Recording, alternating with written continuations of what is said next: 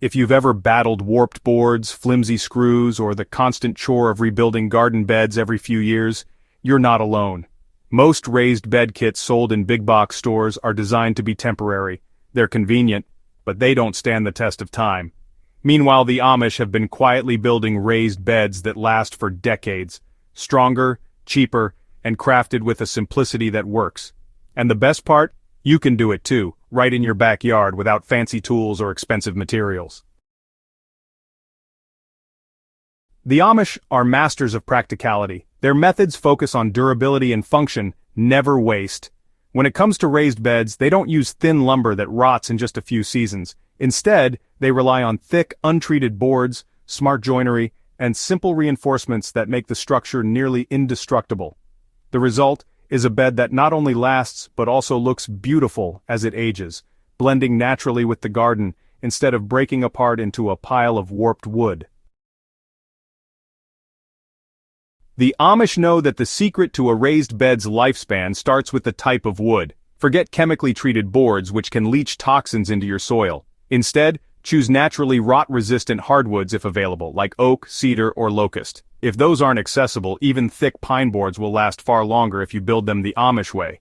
The trick isn't just the wood itself, but the way it's cut and joined so that water sheds off instead of pooling in weak spots. Aim for boards that are at least 2 inches thick and 10 to 12 inches wide. Thicker boards resist bowing when the soil pushes against them, meaning you won't have to replace them every few seasons. This is a big difference from store-bought kits that often use flimsy 1-inch stock.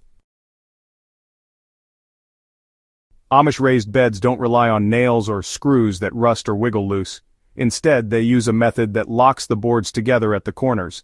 You can recreate this by using a half-lap or notch joint. Cut a notch about halfway through the thickness of each board where the corners will meet. Fit the notches together like puzzle pieces, then secure them with a single screw or wooden peg. This technique makes the joint stronger because the wood itself carries the weight of the soil, not the fasteners. Even after years of exposure to rain, frost, and sun, the corners stay square and firm. One of the biggest frustrations gardeners face is the sides of raised beds bulging outward after a few years. The Amish prevent this by using internal braces. Simply cut a few extra boards to the same height as your bed and place them vertically along the inside walls every 3 to 4 feet. Secure them with screws from the outside. For beds longer than 8 feet, run a cross brace from side to side in the middle to prevent bowing. This reinforcement takes just a few extra minutes during building but adds decades to the lifespan of your bed. Amish-style beds are built not just to last but to be comfortable. A common size is 3 feet wide by 8 feet long with a depth of 12 inches. 3 feet is the sweet spot because you can easily reach the center from either side without stepping into the bed and compacting the soil. 12 inches of depth gives your crops plenty of root space while keeping soil costs manageable. The Amish rarely waste soil, and neither should you. Start by clearing the ground of weeds and grass. Lay down a layer of plain cardboard which suppresses weeds while eventually breaking down into organic matter. Some Amish gardeners even add a bottom layer of coarse wood chips, small sticks, or straw before topping off with rich garden soil. This saves on cost and improves drainage, ensuring your plants never sit in soggy conditions. To recreate the kind of soil Amish gardeners rely on, mix equal parts topsoil, compost, and aged manure. For every wheelbarrow of this mix, add 1 shovel of coarse sand to keep the soil loose. This blend mimics the deep, crumbly soil that roots thrive in. If using manure, make sure it's well aged, at least 6 months old, to avoid burning your plants. If you prefer a quick recipe, here's one you can follow for a 3x8 bed.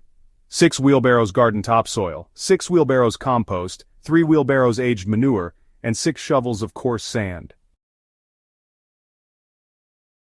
Mix thoroughly before filling the bed. Add water gradually until the soil holds its shape when squeezed but crumbles when pressed. Typically, 2 to 3 gallons of water per wheelbarrow of dry soil mix is sufficient. While the Amish often rely on the natural strength of their chosen wood, you can extend the life of your boards even more by applying a natural preservative. Mix equal parts raw linseed oil and beeswax, warming gently until blended. Apply it with a brush to all exposed wood before filling your bed. This natural coating repels water without introducing chemicals into your food garden. For one standard 3x8 bed, you'll need about 2 cups of linseed oil and 2 cups of melted beeswax. Unlike flimsy beds that demand constant repairs, Amish-style raised beds only need occasional attention. Once a year, just walk around your beds, check the corners, and tighten any screws if necessary. Oh, and don't forget to refresh the linseed oil coating every 2 to 3 years, and your bed will stay sturdy for decades. The soil inside will also improve over time. Each fall, add a 2-inch layer of compost or leaf mulch, and let nature work it in over the winter. By spring, your raised bed will be bursting with fertility and ready to grow stronger crops every season. What sets the Amish way apart isn't just strength or thrift, it's the philosophy behind it. Instead of wasting money on short-term fixes, they build once and enjoy the harvest for decades. By adopting their approach, you're not only saving money but also creating a more sustainable, resilient garden.